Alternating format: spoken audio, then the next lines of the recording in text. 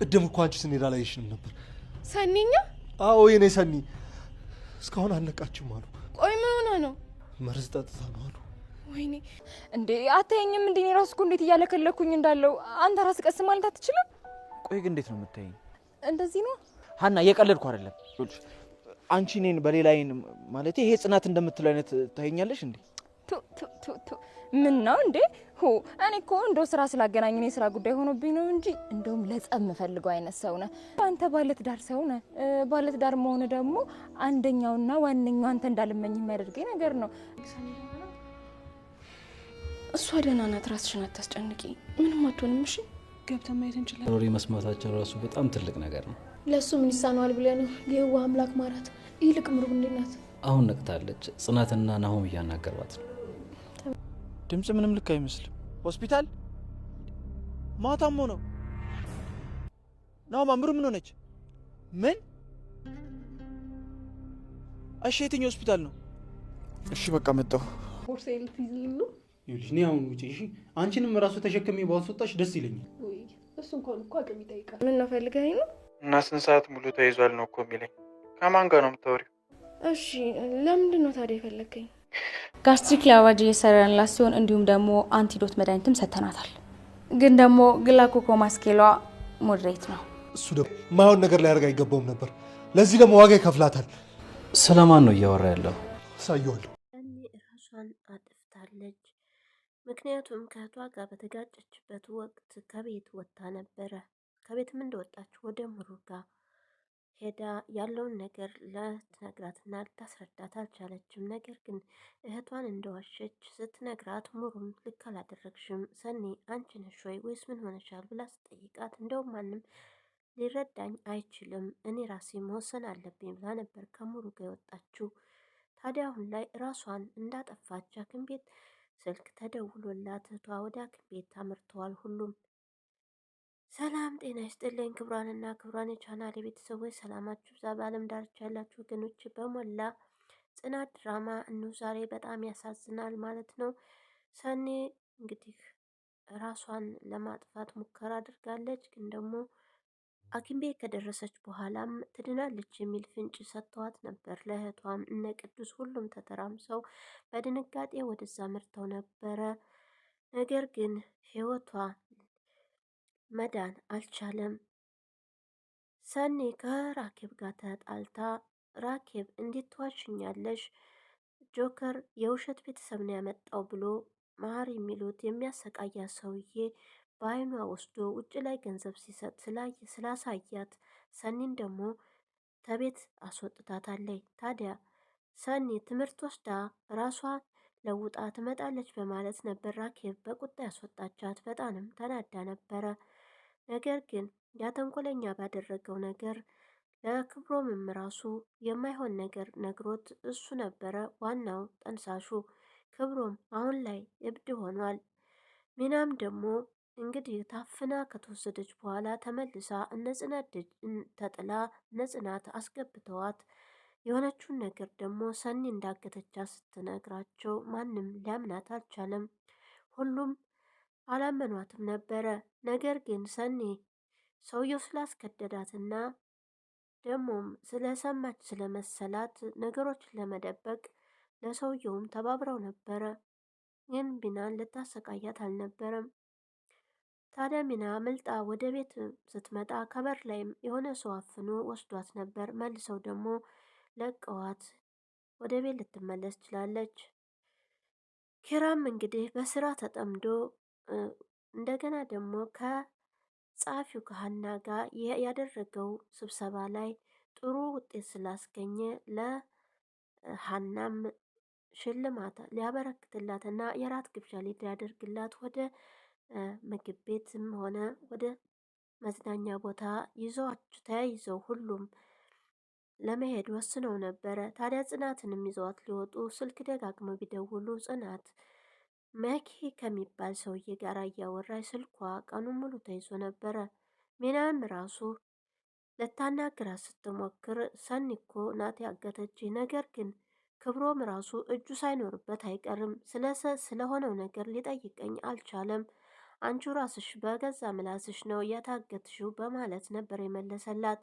ስለዚህ ያን ጥርጣሬዋን ለጽናት ልትነግራት ስትል ጽናት ግን ልትሰማት አልቻለችም። ከአሁን በኋላ ምንም ነገር ባትይኝ ደስተኛ ነኝ። እዚህ ቤት እንደውም ማንም ምን ባይኖር ደስተኛ ነኝ። እኔና ባሌ ብቻ ነው የምንፈልገው በማለት ጽናት ሚናንም አስቀይማታለች። ኒናም ታዲያ እኔንም ጽናትዬ ስትላት ማንንም ቢሆን አልፈልግም በማለት ነበር የመለሰችላት።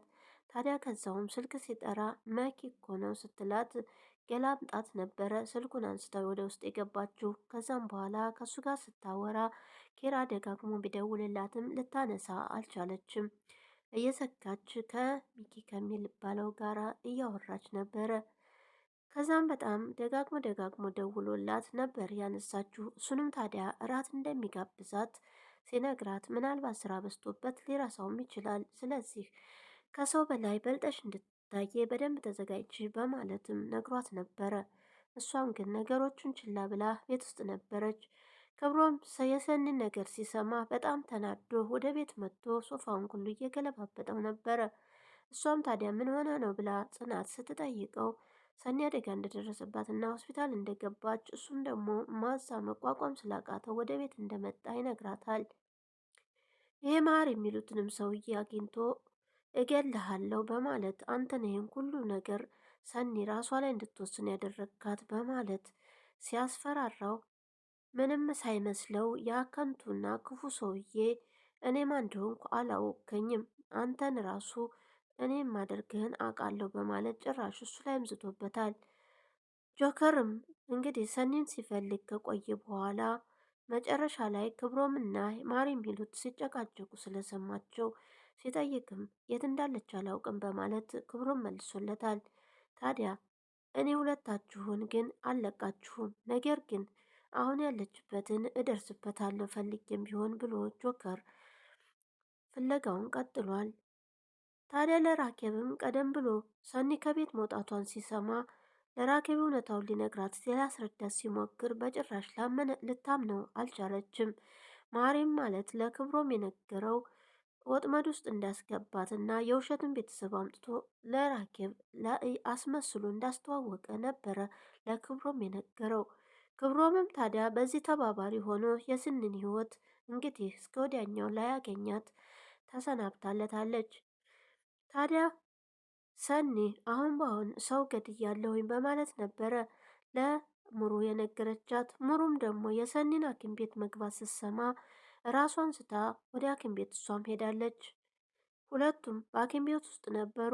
ታዲያ ሰኒ አሁን ላይ ሲጠብቋ ከቆዩ በኋላ ዶክተሯም ባለን አቅም ልንረዳት እንችላለን፣ ነገር ግን ብዙ መድኃኒት ስለሆነ የዋጠችው በጣም አደገኛ እንደሆነ እየነገረቻቸው ነበረ።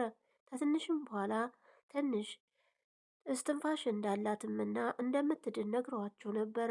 ነገር ግን ሰኒ ነገሩ ልትቋቋመው ስላልቻለች ሁሉም በድንጋጤ ላይ ናቸው ያሉት።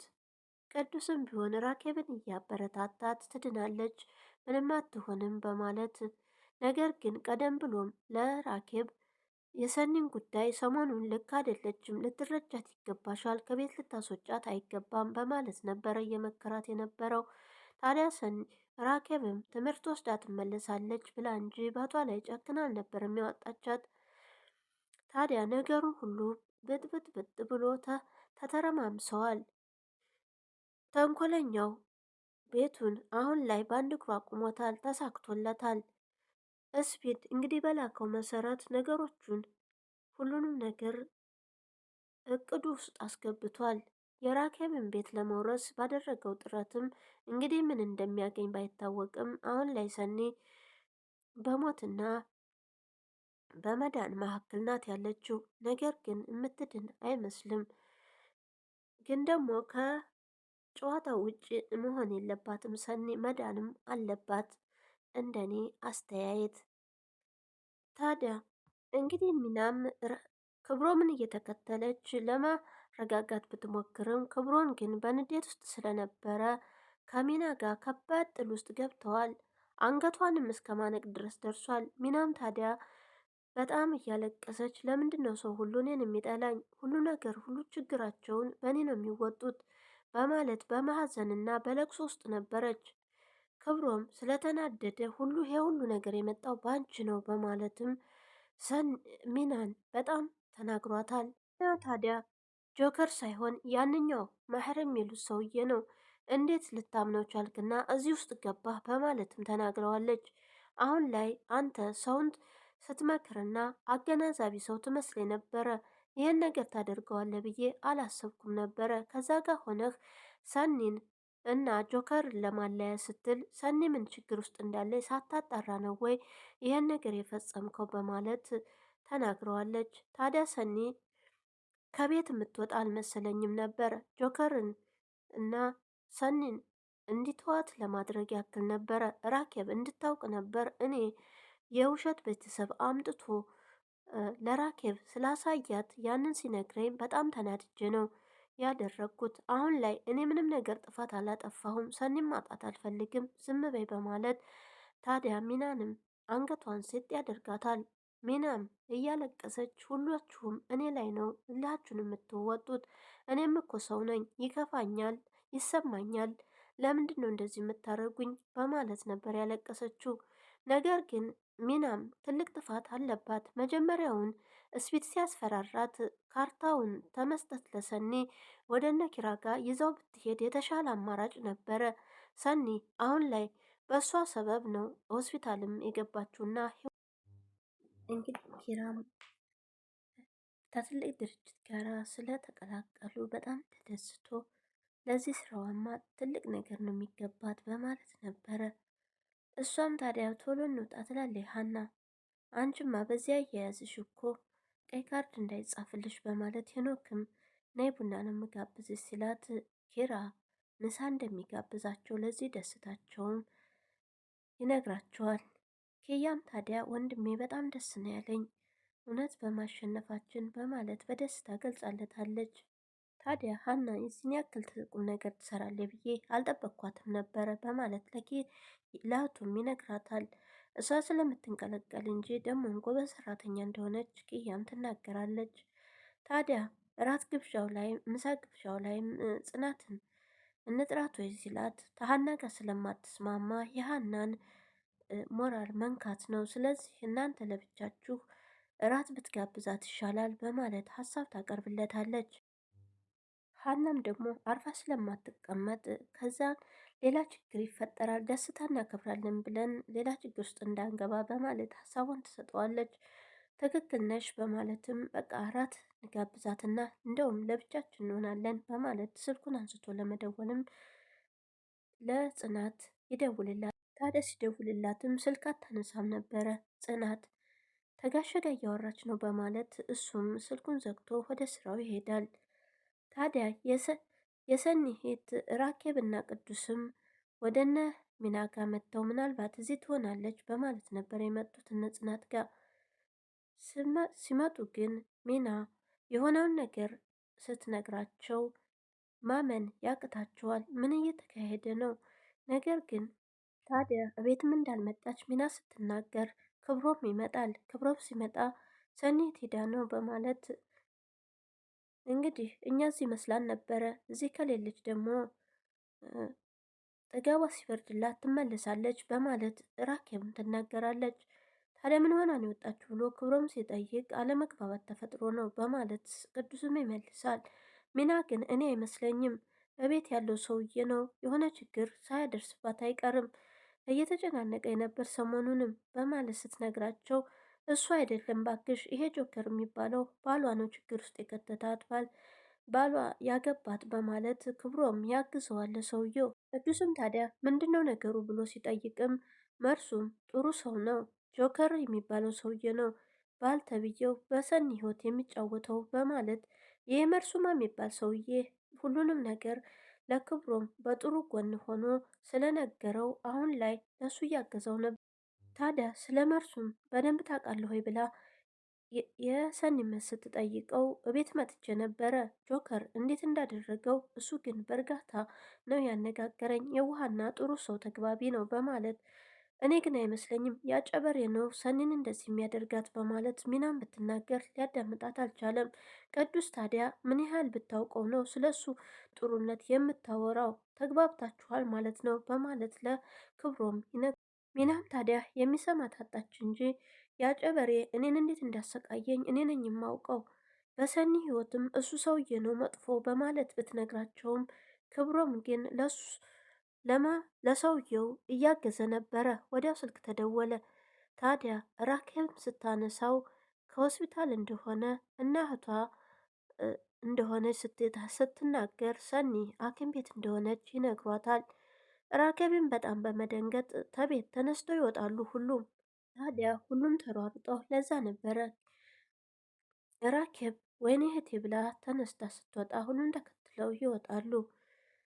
ጽናትም ስትመጣ ቤት ውስጥ ማንም አልነበረ። ሚና ሰው አለ ብላኝ አልነበረም እንዴ? ታዲያ ማን አለ? ስልኬን ጥቼ መምጣቴ ደግሞ እሷን አምኜ በማለት ተመልሳ ወደ ክፍሏ ትገባለች። ሀናም ታዲያ እኔን ትንቁኛላችሁ አደል? ምን ያህል ጎበዝ ሰራተኛ እንደሆን አሁን ገና አወቃችሁኝ በማለት ለኪያና ለሄኖክ እየነገረቻቸው ነው። ታዲያ ኪያም ምነው አበዛሽው? ስንት ጊዜ ነው የምትናገሪው? እባክህ ዝም በይና ስራሽን ስሪ፣ ሰዓት ሳይደርስ ምሳ ስለምንወጣው በዛውን ደግሞ ወደ ቤት እንሄዳለን ስትላት ቡና ልዘዝ በቃ በማለት ሀናም አሁን አይደለም እየጠጣሽው በማለት አበፍንማ ራሴን ለማነቃቃት ነው፣ አሁን ደግሜ ማዘዝ አለብኝ በማለት ቶሎ ቶሎ ሰርተን ይልቁን እንውጣ በማለት ኪያም ትናገራለች። ምንን አይተሽ ገና የእውቅና ማስተር ስጠኝ ብዬ ነው አለቃን ምጩሆ ትላለች። ኪያም ታዲያ በፈገግታ አንቺ ገና ብዙ ነገር ታወሪያለሽ ካሉሽ ስራሽን ስሪና ባክሽ እንውጣ በማለት ትነግራት። አሁን ላይ ሄኖክና ኪያም በፍቅር ውስጥ እየተዋደዱ ይመስላል። ምክንያቱም አብረው አይለያዩም። ጉንፋን እንኳን ይዟት ነበር እቤቷ አብሯት ከርሟል። ከዛ ደግሞ አሁን በውጭም እራት ሊገባበዙ ሲሉ እዛው ቢሮ ቁጭ ብለው ሲያወሩ ሰዓቱም ሄዶ ነበረ። ታዲያ በደስታና በፍቅር እየወሩ ነው ያሉት። አንዳንድ ጊዜ ኪያ በሀናም ብትቀና፣ አሁን ላይ ግን ጥሩ ሁኔታ ላይ ነው ያሉት።